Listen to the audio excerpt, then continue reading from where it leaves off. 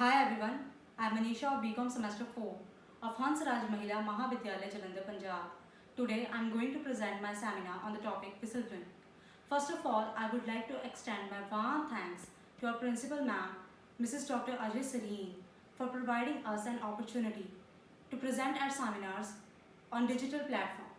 I would like to extend warm thanks to our HOD ma'am Kavaldeep Kaur and my subject in charge Beenu Gupta ma'am, who has provided me immense support and help to complete this seminar. These are the contents that we will discuss: introduction, meaning, definition, objectives of whistleblowing, types, effects of whistleblowing, and so on. Martin Luther once said that our life begins to end the day we become silent about the things that matter. Now, what exactly whistleblowing is? As the name suggests, whistleblowing means blowing the whistle. It means when a former or existing employee blows the whistle, that is, raises his voice against the unethical, illegal practices of his organization, it is known as whistleblowing. And the person who blows the whistle or raises his voice is known as whistleblower. Now comes the objectives of whistleblowing. The first and the foremost objective of whistleblowing is to bring the unethical matter before the public. That is, to make the public aware of the illegal practices occurring in the organization. The second objective is to protect the constitution and defend the democracy, to put the wrongdoer in ethically right track, to stop misuse of power, and to bring justice and fairness in all activities of the organization. Now comes other types of whistleblowing. There are three types of whistleblowing. The first one is internal whistleblowing. Internal whistleblowing means reporting the wrongdoing of an organization to another party within one's own company or organization.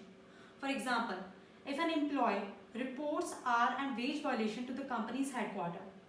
External whistleblowing. External whistleblowing means reporting wrongdoing of an organization to another party outside the organization. For example, if the employee reports hour and wage violation not to the company's headquarters but to media or some other outside person. The third one is cyber whistleblowing. As the technology is ruling our world, another type of whistleblowing has evolved that is called as cyber whistleblowing. Cyber whistleblowing advocates employees and consumers on online space. Now comes other effects of whistleblowing. Every coin has two sides. Similarly, whistleblowing too have some positive as well as some negative effects. The positive effects can be to alert the public, to stop misuse of power, to put the wrongdoer in ethically right track, to defend the democracy and to protect the constitution. Negative effects of whistleblowing can be the whistleblower can be forced to leave the organization or he can be demoted. His credibility is ruined. His family, health and life is in danger. He is forced to physical or psychological isolation. Now, who is a whistleblower? A whistleblower is a person who exposes secretive information or activity that is deemed to be illegal, unethical or not correct within a public or private corporation. Characteristics of whistleblower. The whistleblower has to be courageous and brave enough to expose misconduct. He is selflessly motivated. He is honest and fearless.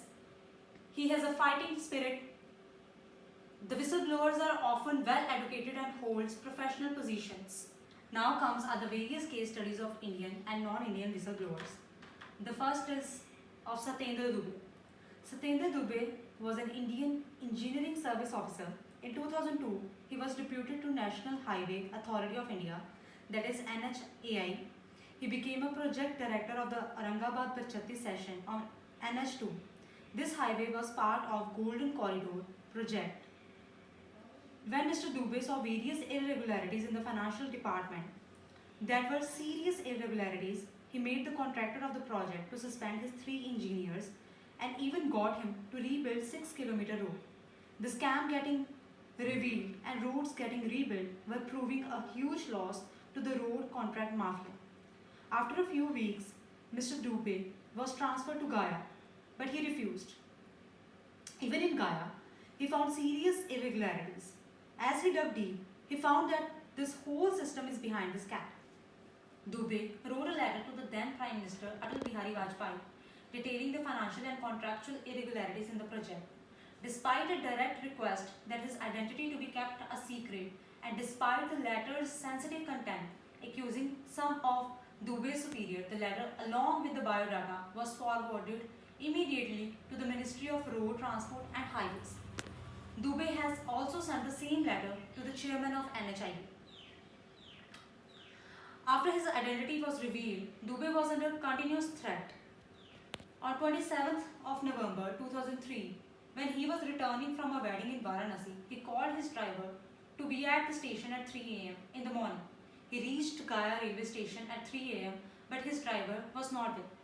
After waiting for his driver for a few hours, Dubey took a rickshaw.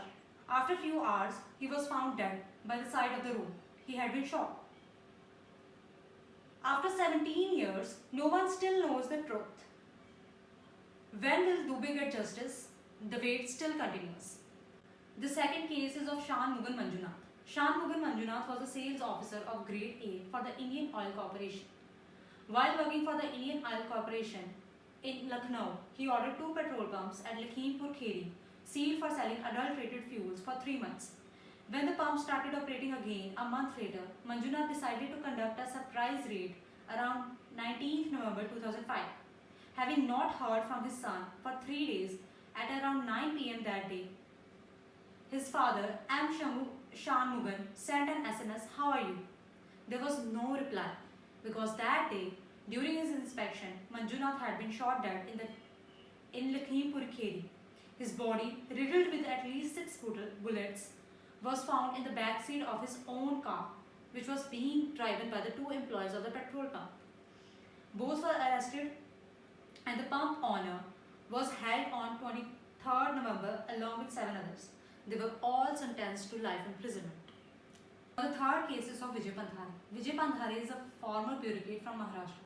Pandhare is a whistleblower who wrote to the Chief Minister of the state of Maharashtra alleging irregularities and caused inflation in irrigation projects. These controversies led to resignation of Deputy Chief Minister of the state Ajit Pawar. In his letters, he pointed out that Rs 120 billion spent on lift irrigation projects in the state are a total waste, as around 99% of the total projects in Maharashtra are not working. The fourth case is of Edward Joseph Snowden. Edward Joseph Snowden is an American whistleblower who copied and leaked highly classified information from the National Security Agency in 2013 when he was a Central Intelligence Agency employee and a subcontractor. In June 2013, Edward was charged with spying and theft charges. He then went to Hong Kong and he asked the Russian government to give him Russian citizenship that the Russian government agreed to. In an interview with Amy Goodman on Democracy Now!, Snowden clarified he considered himself as a whistleblower as opposed to a leaker, as he considers a leaker only distributes information for his personal gain, but he disclosed the information for the public welfare. Now comes the recent cases of whistleblowing. Anonymous. On August 12, 2019, an unnamed CIA officer filed a whistleblower complaint with the Inspector General of the Intelligence Community. On September 18, the Washington Post broke the story saying the complaint concerned a promise US President Donald Trump made during communication with an unnamed foreign leader.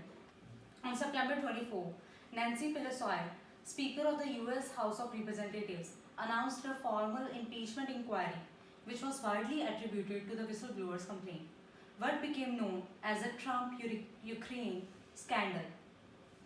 The next case is of Li Wenliang. Li Wenliang was a Chinese doctor working at Wuhan Central Hospital. Li warned his colleagues in December 2019 about a possible outbreak of an illness that resembled severe acute respiratory syndrome, SARS, which is now known as COVID-19. He became a whistleblower when his warnings were later shared publicly. On 3rd January 2020, Wuhan police summoned and admonished him for making false comments on the internet. Li returned to work, later contracted the virus from an infected patient, and died from the disease on 7th February 2020 at the age 33. A subsequent Chinese official inquiry offered a solemn apology to his family and revoked its admonishment of him. Now comes is the Whistleblower Protection Act of 1989.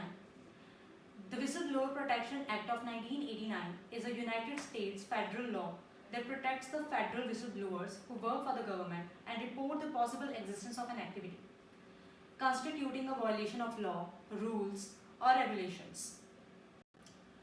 A federal agency violates the Whistleblower Protection Act if agency threatens the whistleblower. Now comes is the Whistleblower Protection Act 2011. This is an Indian act for protecting the whistleblower. It was later named as Whistleblower Protection Act 2014. This act protects the whistleblowers. This act was approved by the Cabinet of India as a part of a drive to eliminate corruption. Now comes are the silent features of the Whistleblower Protection Act 2011. The act seeks to protect whistleblowers, that is the persons making a public interest disclosure related to the unfair or illegal practices of an organization. Any public servant or any other person, including a non-governmental organization, may make such a disclosure to the Central or the State Vigilance Commission. Every complaint has to include the identity of the complainant. The Vigilance Commission shall not disclose the identity of the complainant except to the head of the department if he deems it necessary. The Act also prescribes penalties for knowingly making false complaints. Now comes is the exercises of whistleblowing in Indian corporations. First is the Wipro company. The Wipro company has adopted an omnibus policy wherein it has proper procedure for receiving, retaining and treating complaints received and procedures for the confidential submission of complaints by employees regarding any violation of the code of the conduct. The second is the Tata Motors. The Tata Motors has adopted whistleblowing policy to provide a mechanism for employees of the company to approach the chairman of the auditing committee of the company if they found any irregularity going on. Next come is the Steel Authority of India Limited, that is SAIL. SAIL has adopted a whistleblower policy to provide safeguard for the protection of employees from reprisal or victimization. SAIL decided to follow the policy of Central Vigilance Commission. Conclusion. While whistleblowing sometimes may be the only way to call attention to serious abuses by profession or corporations, whistleblowing is not ethically good. It is perhaps best seen as an option of last resource. Rather than concentrating on when whistleblowing is moral, our time would be better spent thinking about how to improve corporate and professional environments so that employees and clients will not be driven to adopt this strategy. Thank you so much for watching my video. Stay indoors, stay healthy. Thank you.